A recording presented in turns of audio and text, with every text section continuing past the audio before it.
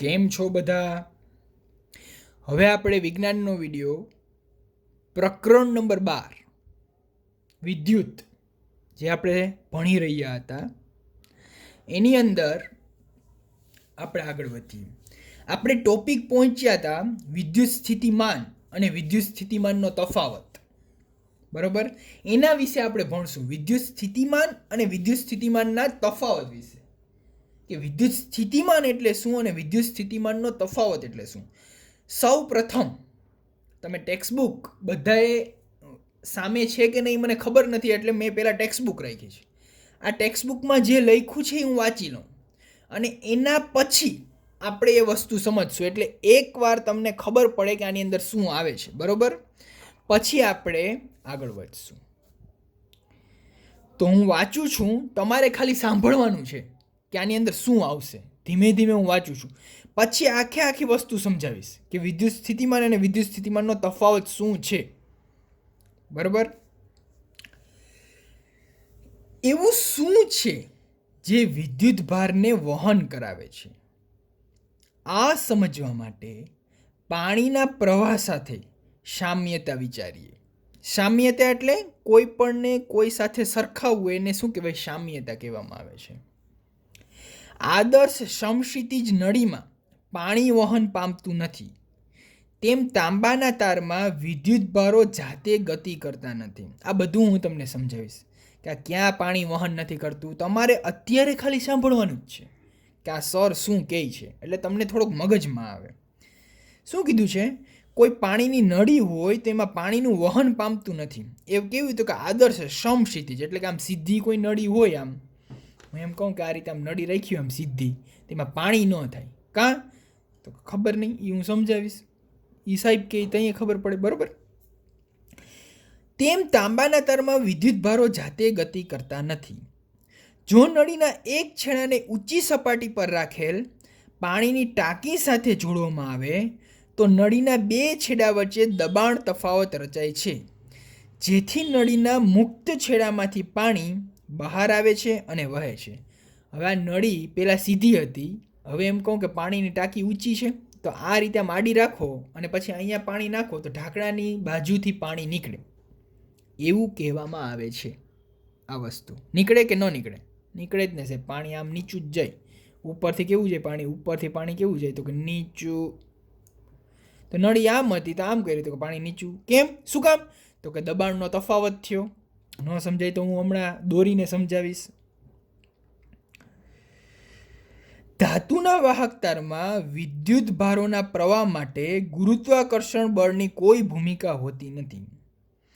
Electron ત્યારે જ ગતિ કરે છે જ્યારે વાહકમાં વિદ્યુત દબાણનો તફાવત, કે જેને વિદ્યુત સ્થિતિમાનનો તફાવત કહે છે, તે હોય તો જ વિદ્યુત સ્થિતિમાનનો આવો તફાવત એક કે એક કરતાં વધુ વિદ્યુત કોષોની બનેલી બેટરીથી મેળવી શકાય છે.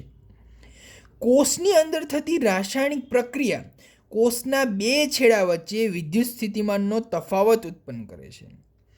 આવું ત્યારે પણ થાય છે જ્યારે કોષમાંથી કોઈ વિદ્યુત પ્રવાહ લેવામાં ન આવતો હોય ત્યારે. જ્યારે વિદ્યુત કોષને વાહક પરિપથના ઘટક સાથે જોડવામાં આવે ત્યારે વિદ્યુત સ્થિતિમાનનો તફાવત વાહકના વિદ્યુત ભારોને ગતિમાં લાવે છે અને વિદ્યુત પ્રવાહ ઉત્પન્ન થાય છે. આ શું કહે છે કંઈ ખબર પડતી નથી. શું કેવું છોકરાઓ? સાચી વાત છે, હું સમજાવું છું. બરાબર, એ એમ કહે છે કે આપણે ભણ્યા હતા વિદ્યુત ભાર વિશે. તમને ખબર હોય તો વિદ્યુત ભાર એટલે મેં તમને કીધું હતું, કોઈ માનો કે હું એમ કહું કે આ તાંબાનો વાયર છે, તો તાંબાનો વાયર કેના બનેલા છે? તો કે વિદ્યુત ભારોના. ઇલેક્ટ્રોન, પ્રોટોન, ન્યુટ્રોન, આવું મેં તમને ભણાવ્યું હતું. આ વિદ્યુત ભારો એક જગ્યાએથી બીજી જગ્યાએ ક્યારે જાય? તો કે કાંઈક એક અને બીજી જગ્યા વચ્ચે તફાવત હોવો જોઈએ.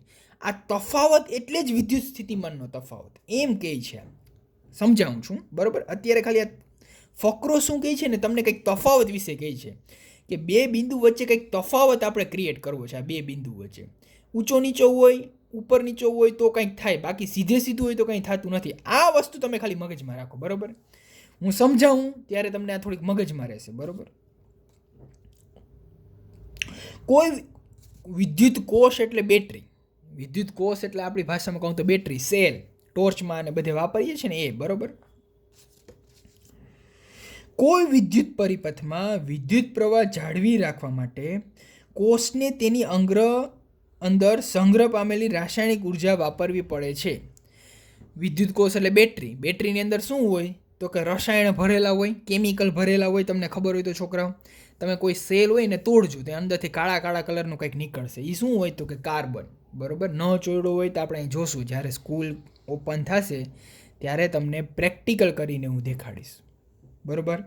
આગળ વ્યાખ્યા આપી છે, કોઈ વિદ્યુત પ્રવાહ ધારિત વિદ્યુત પરિપથના કોઈ બે બિંદુ વચ્ચે વિદ્યુત સ્થિતિમાનનો તફાવત એકમ ધન વિદ્યુતભારને એક બિંદુથી બીજા બિંદુ સુધી લઈ જવા માટે કરવા પડતા કાર્ય તરીકે વ્યાખ્યાયિત કરવામાં આવે છે. કે કોઈ વિદ્યુત પ્રવાહ ધારિત વિદ્યુત પરિપથના કોઈ બે બિંદુ વચ્ચેનો વિદ્યુત સ્થિતિ, કોઈ બે બિંદુ છે આ એ અને બી, એની વચ્ચે કેટલો વિદ્યુત સ્થિતિમાનનો તફાવત છે એ કેવી રીતે જાણવું પડે તો કે આ અંગૂઠાથી આ આંગળી સુધી મારે વિદ્યુત ભાર એટલે કે હું કહું ઇલેક્ટ્રોન, પ્રોટોન કે ન્યુટ્રોન, એને મારે લઈ જવો હોય તો કેટલું કાર્ય કરવું પડે આ અંગૂઠાથી આંગળી સુધી, આ અંગૂઠાથી આંગળી સુધી આ વિદ્યુત ભારને લઈ જવા માટે કેટલું કાર્ય કરવું પડે. એ કાર્ય જ એટલે શું થયો, આ અંગૂઠા અને આંગળી વચ્ચેનો વિદ્યુત સ્થિતિમાનનો તફાવત. તો આટલી વસ્તુ ખબર પડી. એનું ઉદાહરણ આપ્યું છે. પછી શું કીધું છે, વિદ્યુત સ્થિતિમાનના તફાવતનો એસઆઈ એકમ વોલ્ટ છે, જે ઇટાલીના વિજ્ઞાની એલેઝાન્ડ્રો વોલ્ટાના નામ પરથી રાખવામાં આવ્યું છે. રેડી. તો આટલી વસ્તુ આપણે ભણ્યા, વિદ્યુત સ્થિતિમાન અને વિદ્યુત સ્થિતિમાનનો તફાવત. આમાં કંઈ ખબર પડી હોય કે નહીં મને નહીં ખબર, પણ હું તમને સમજાવું. હવે આપણે સમજવાનું છે, બરાબર. એટલે હું ફાસ્ટ બોલતો હતો થોડુંક, હવે હું ધીમું ધીમું બોલીશ કે તમને કાંઈક ખબર પડે. તો ચેપ્ટર નંબર 12, બરાબર. ચેપ્ટર નંબર કયું છે 12, જેનું નામ શું છે વિદ્યુત. જેનું નામ શું છે વિદ્યુત, બરાબર. તો આપણે વિદ્યુત વિશે ભણીએ. હવે એમાંનો ટોપિક છે વિદ્યુત સ્થિતિમાનનો તફાવત. વિદ્યુત સ્થિતિમાન અને વિદ્યુત સ્થિતિમાનનો તફાવત, બરોબર છે. તો એના વિશે આપણે હવે ભણીએ. તો હું ઉદાહરણ એક લઉં છું. વિદ્યુત સ્થિતિ અને તફાવત, આ ત્રણ વર્ડ તમે જુઓ ખાલી. વિદ્યુત સ્થિતિ અને તફાવત, આ ત્રણ વસ્તુ જ જોવાની છે. વિદ્યુત એટલે વિદ્યુત કેને લીધે હોય તો કે વિદ્યુત ભારને લીધે. વિદ્યુત ભાર એટલે શું તો તમને ખબર છે, ઇલેક્ટ્રોન, પ્રોટોન અને ન્યુટ્રોન. આ મેં તમને વસ્તુ સમજાવેલી છે, ન સમજાવેલી હોય તો મને કહેજો. સ્થિતિ એટલે એની પરિસ્થિતિ કેવી છે. એ બિંદુ, હું એમ કહું કે એ બિંદુ આગળ છે, બી બિંદુ આગળ છે, કઈ જગ્યાએ છે, એની પરિસ્થિતિ કેવી છે. સ્થિતિ એટલે પરિસ્થિતિ એની કેવી છે. જગ્યા અને તફાવત એટલે એમની વચ્ચેનો તફાવત. શું તફાવત છે એ બિંદુ અને બી બિંદુ, આ બે બિંદુ વચ્ચે, આ એ અને બી, અહીંયા એક ઇલેક્ટ્રોન છે અને અહીંયા એક ઇલેક્ટ્રોન, તો આ બે વચ્ચે શું તફાવત છે, આ બે બિંદુઓ વચ્ચે શું તફાવત છે, અલગ અલગ. સામ્યતા વર્ડ આવ્યો હતો ને, સામ્યતા.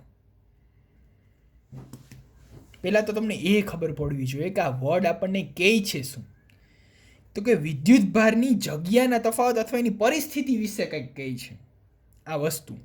એટલે તમને આ વસ્તુ ક્યારેય નહીં ભૂલે. પહેલા તો તમને એ વસ્તુ ખબર પડવી જોઈએ કે શું છે આ વિદ્યુત સ્થિતિમાનનો તફાવત છે શું તો કે વિદ્યુત ભારોની સ્થિતિ વિશે કંઈક આપણને કહે છે, બરોબર. હવે આગળ વધીએ આપણે કે વિદ્યુત સ્થિતિમાનની સ્થિતિ શું છે. તો કે એક ઉદાહરણ કહું તમને. બે પાણીની બોટલ છે મારી આગળ. શું છે? તો પાણીની બોટલ છે.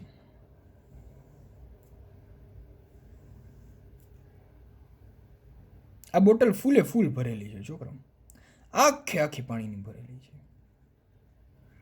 આ બોટલ કેવી ભરેલી છે? આખે આખી. હવે હું એ કંઈ નળી જોઈન્ટ કરી દઉં. આ શું છે? આપણી પાણીની નળી. અહીંયા એક બીજી બોટલ મેં જોઈન્ટ કરી.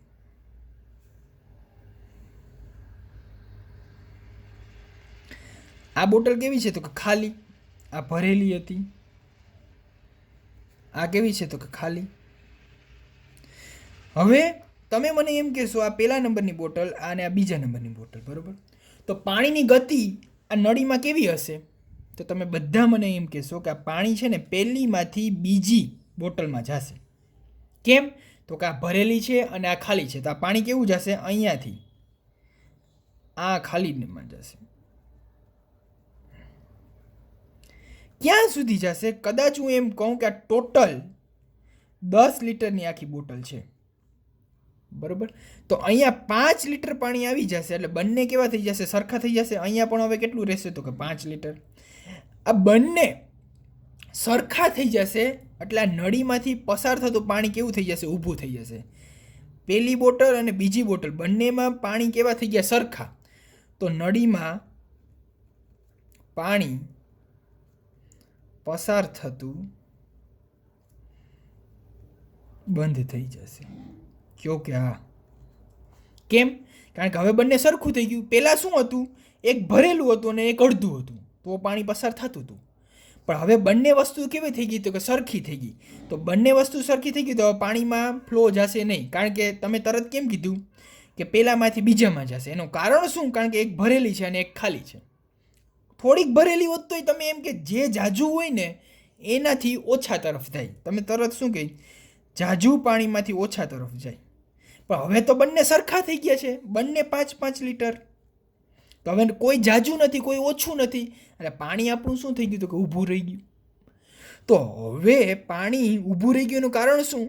તો કે બંનેમાં વસ્તુ સરખી થઈ ગઈ.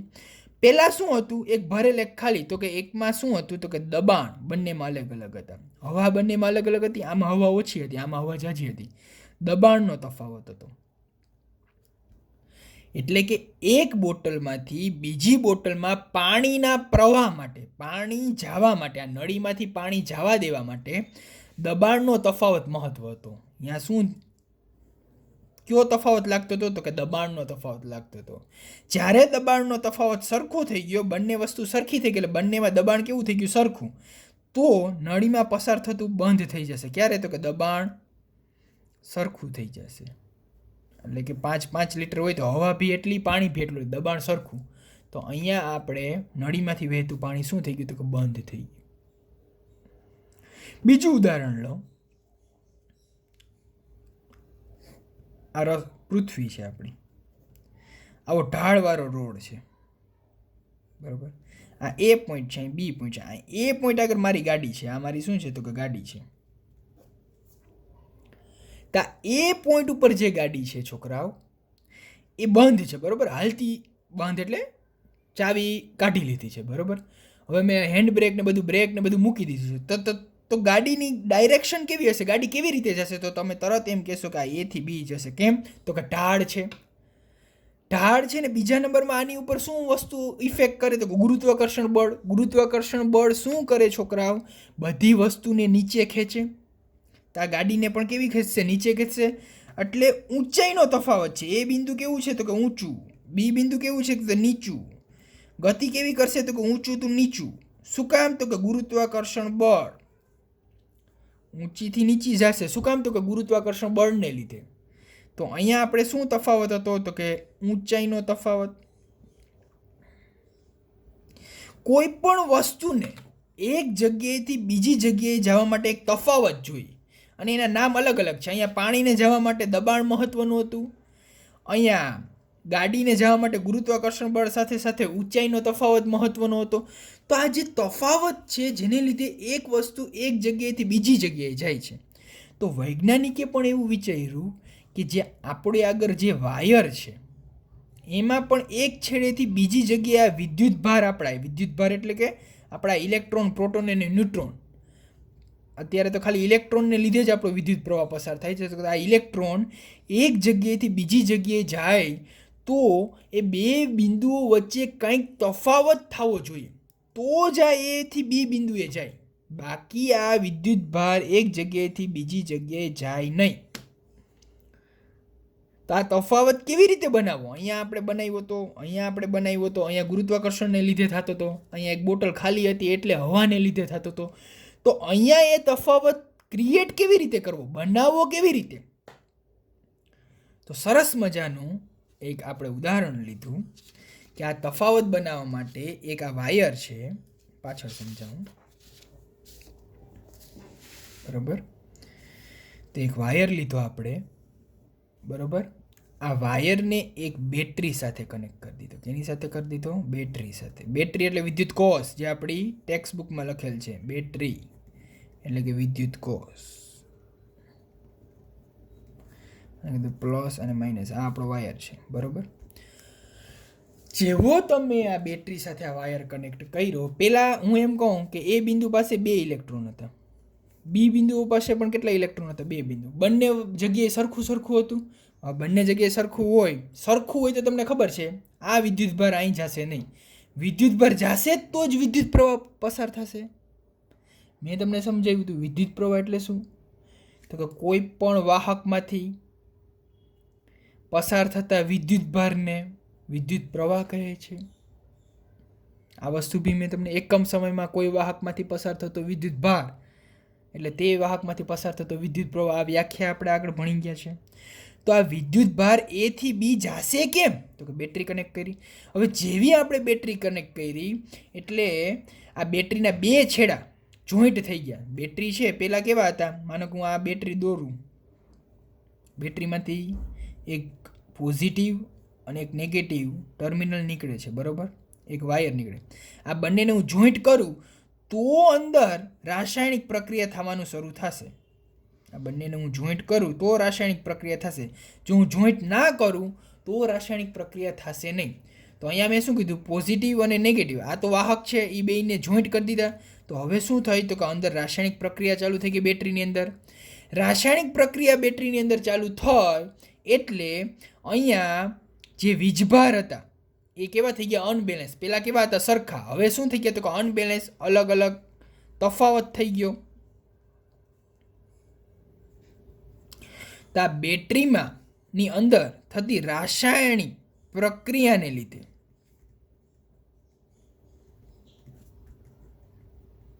શું ઉત્પન્ન થયું? વિદ્યુતનું સ્થિતિમાન ઉત્પન્ન થયું.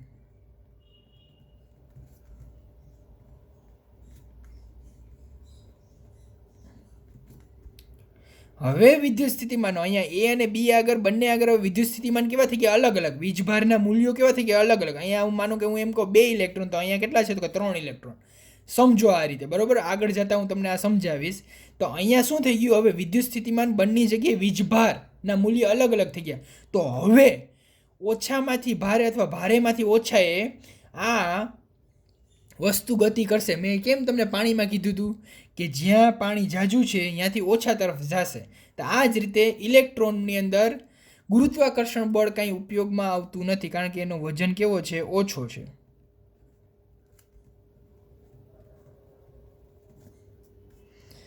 કારણ ગુરુત્વાકર્ષણ બળ કેને લાગે?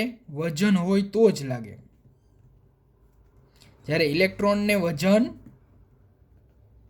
નથી તો અહીંયા કોઈક બીજું બળ લાગતું હશે, જેને આપણે વિદ્યુત બળ કહીએ છીએ, જે આ તમે આગળ ભણશો. તો અત્યારે ખાલી એટલું જ સમજો કે અહીંયા રાસાયણિક પ્રક્રિયાને લીધે એક બિંદુથી બીજા બિંદુ સુધી વીજભાર ગયું. બરોબર, તો આટલી વસ્તુ તમને ખબર પડી ગઈ કેવી રીતે થયું. ન ખબર પડી હોય તો મીટિંગ જોઈન થશે, એની અંદર હું પાછી તમને સમજાવીશ. બરોબર, તો આટલી વસ્તુ ખબર પડી? હા કે ના? અરે સાહેબ આમાં તો ન હોય ને. અરે ના ના ના, સમજી ગયો બેટા, સમજી ગયો, કાંઈ વાંધો નહીં. તો હવે હું એની વ્યાખ્યા લખું છું. તો આ 2 છેડા એ અને બી વચ્ચેનો વિદ્યુત સ્થિતિમાનનો તફાવત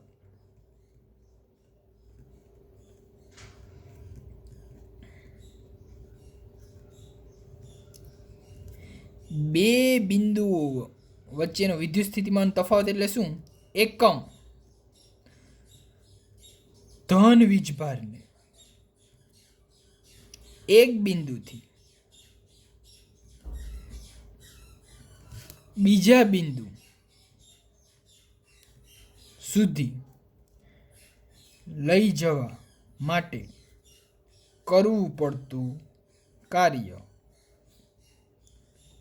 એટલે વિદ્યુત સ્થિતિમાનનો તફાવત તે બે બિંદુ વચ્ચે. રેડી?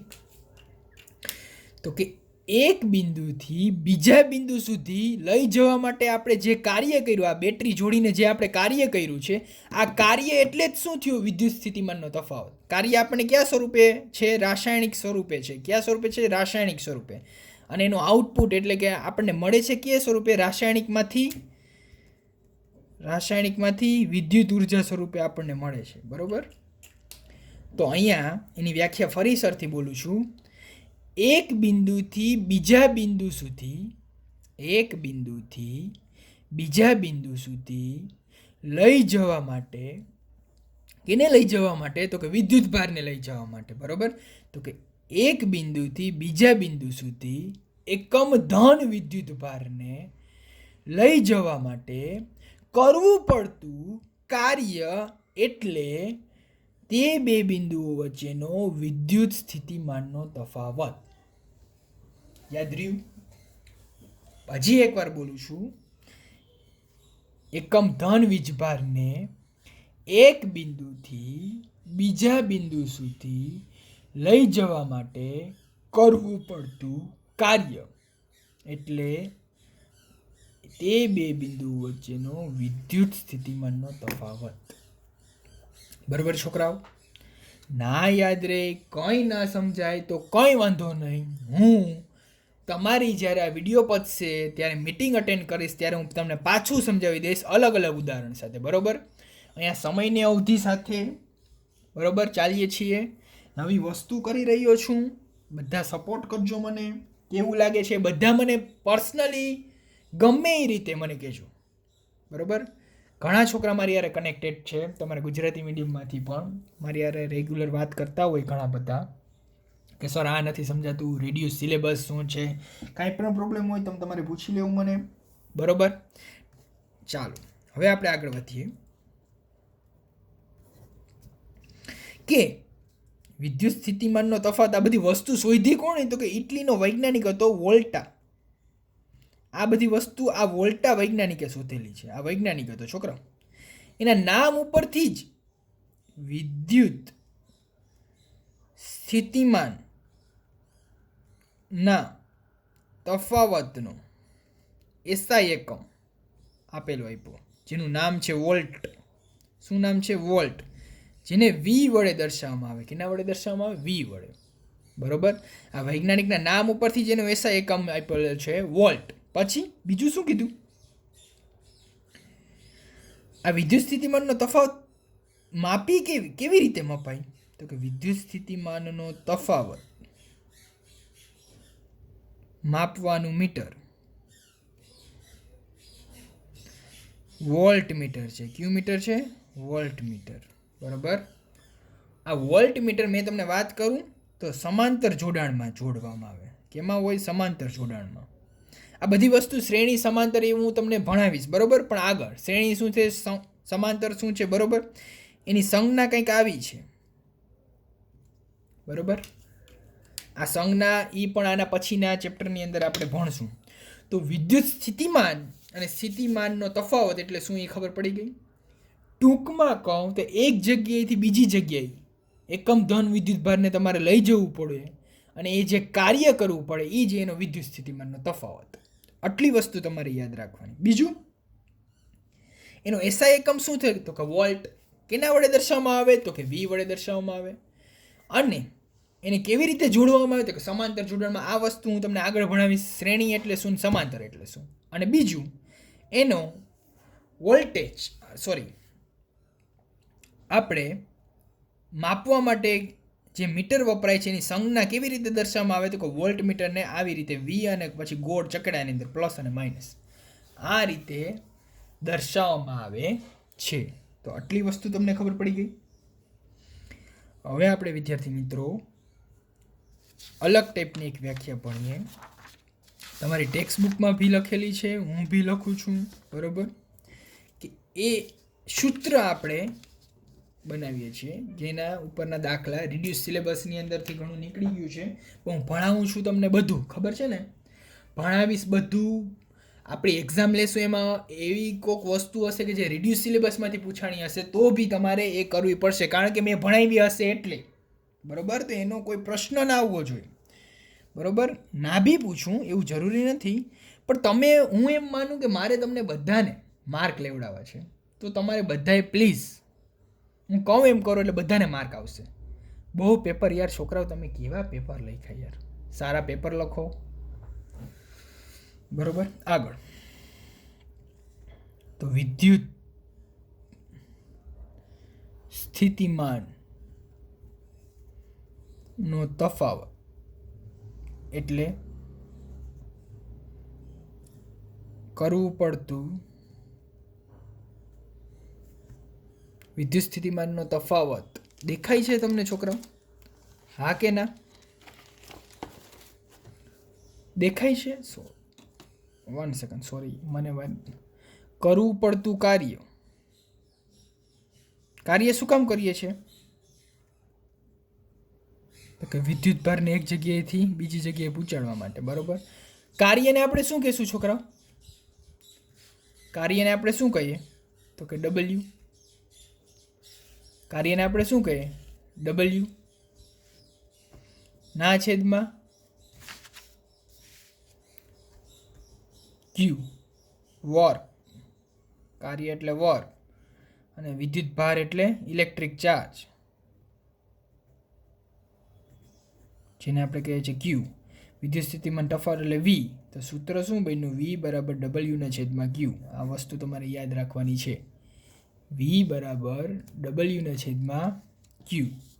આ વસ્તુ તમારે ભૂલવાની નથી. આ એક સૂત્ર યાદ થઈ ગયું, બરોબર. હવે તમને કોઈ એમ કહે કે 1 વોલ્ટની વ્યાખ્યા આપો. 1 વોલ્ટ, તેમાં કાંઈ છે નહીં મોટું, શીખવાડી દઉં. જો કરવું પડતું કાર્ય 1 જૂલ હોય, કાર્યનો એસઆઈ એકમ શું છે તો કે જૂલ.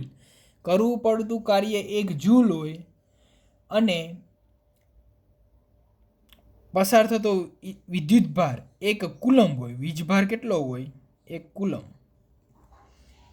તો આ બે બિંદુઓ વચ્ચેનું વિદ્યુત સ્થિતિમાન 1 વોલ્ટ છે એમ કહેવાય, બરોબર. તો હું અહીંયા એની વ્યાખ્યા લખું 1 વોલ્ટની. 1 કુલમ વીજભારને એક બિંદુથી બીજા બિંદુ સુધી